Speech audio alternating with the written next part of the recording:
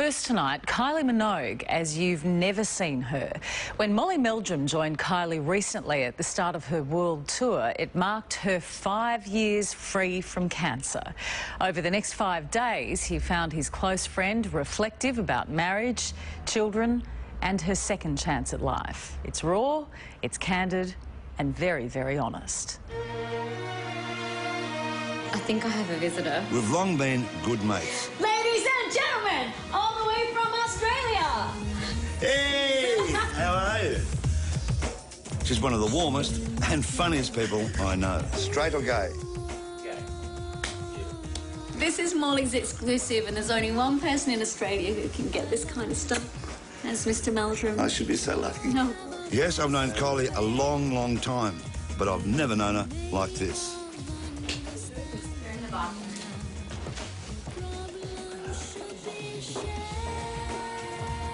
All right, let's on a cheery note, right? Try it, Molly.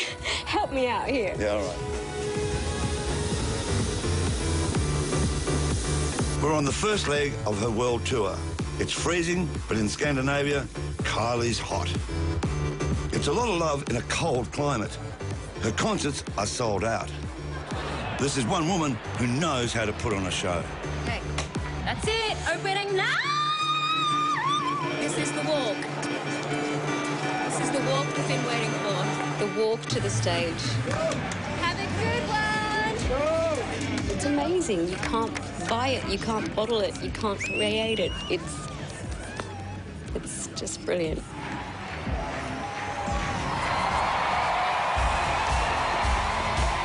What a way she's come.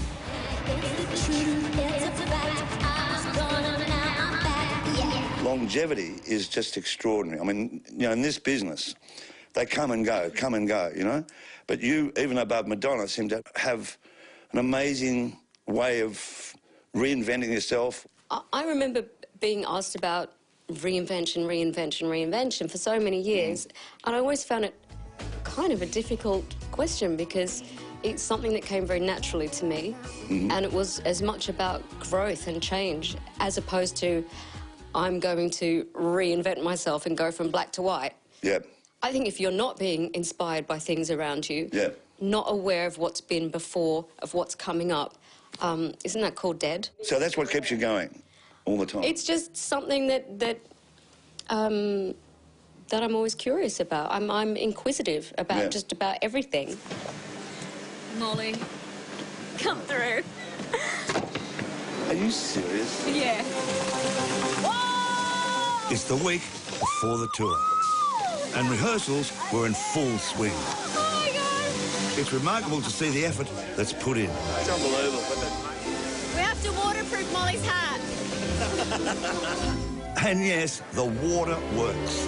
Dancing and singing in the rain.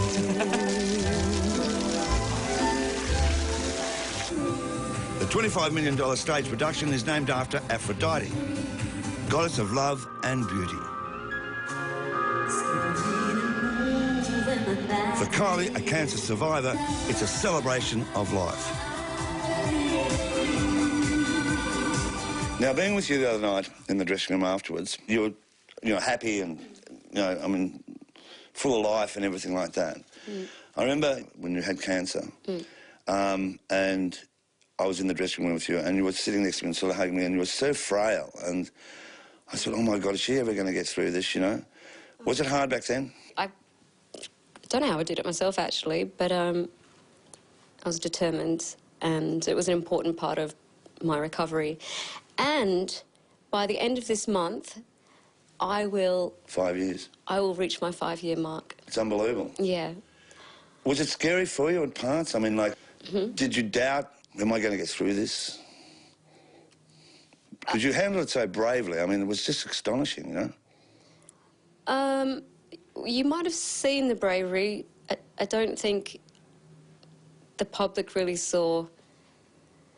Well, I didn't, I stayed indoors, and it was my family who supported me through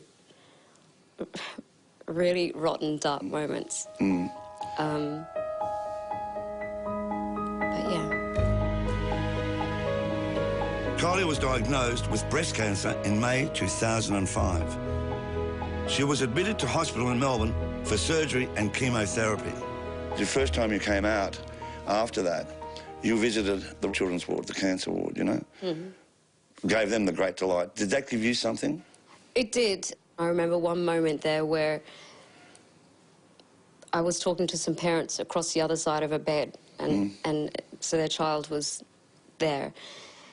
And I was saying the things that I would normally say in that situation, just making conversation with the child, with the parents, giving them some support as well. And then they really caught me off guard, and they just eyeballed me and said, "And how are you? And we hope you get through it." And I was like, ah. The other thing during that time is that this must be very pleasing, that you made a lot of people, a lot of girls go out and have tests and all of that, you know? And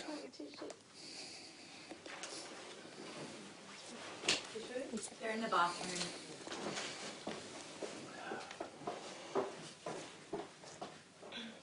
Open. It's 5 minutes. He's still quiet with it. Sorry. Sorry about that. Okay. right, And let me just tell you, the reason that gets me is, and one of the, I think the greatest part of my job and what I do is the humanity of it. And there's certain moments where that really cuts through. all right. Let's on a cheerier note, right? Try it, Molly. Help me out here. Yeah, all right. I'm now crying. All right. So, I'm sorry, but I hadn't... You can keep rolling. I hadn't really...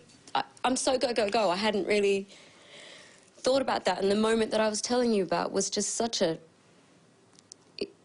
It just stopped me in my tracks. And I hadn't thought about that since then. Okay. Sorry, it got me going. I mean, you've always been very positive. I mean, I know sort of where it comes from, but I'm going to ask you the question because I know your family and all that. Where does it come from? Home. Yeah? Yeah. Definitely.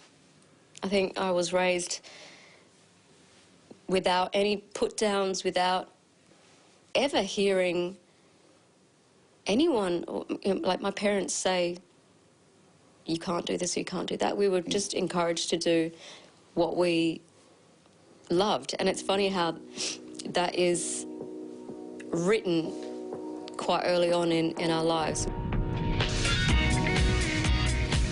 As Kylie's caravan moved from one sub-zero location to another, her 32-year-old boyfriend, Andreas, led the way. Andreas Segura is a Spanish model who has been with Kylie for nearly 3 years. It's over 23 years since you famously got married on screen. Let's face it, I mean, on television, yours was the most famous wedding of all, you know, in Australia and England, you know? And that was a long time ago, you know? And that was a make-believe wedding, right? Yeah. I was, if you want to send my PA over the edge, ask her if she thinks I'm going to get married one day. It's just like, she goes, I couldn't cope. Which begs me, you know, with Andreas there, you know? Molly. Well, it might happen. Right, okay. Who knows? All right. Well, yeah. He's a natural with children. Let's put it that way. I noticed that, you know. I also know that you're very, very wonderful with kids, you know, and plucky. If you do get married, would you have children, yeah? I always said from ages ago, I remember being asked about that, and I said, I imagine myself having children before getting married, No. or more so than getting married. And now we'll just have to see. I'm not sure if that's part of my future. Well, let's put it this way. I mean, like, if Elton can become a dad anyway. Hey, there's That's pretty cool, isn't it? more than one way to skin a cat. There is. And I think it's important for women to know that there are other options available, and whatever means you use to have a family, if that's your desire, then go for it.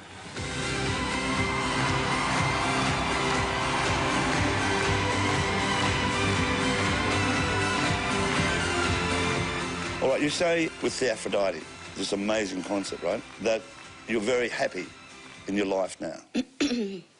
Yeah. Is that true? Yeah. Yeah, I feel very content. I'm still challenged, but content with those challenges. Right.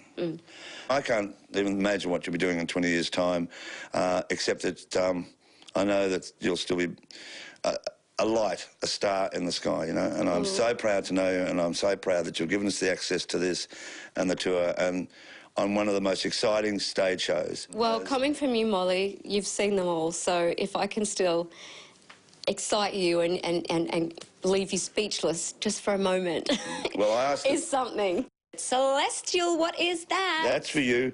I found this bottle Is that of for champagne. making me cry? Yeah, it's for you. All right? Oh, my goodness. How beautiful is that? All right. Thank you. Okay.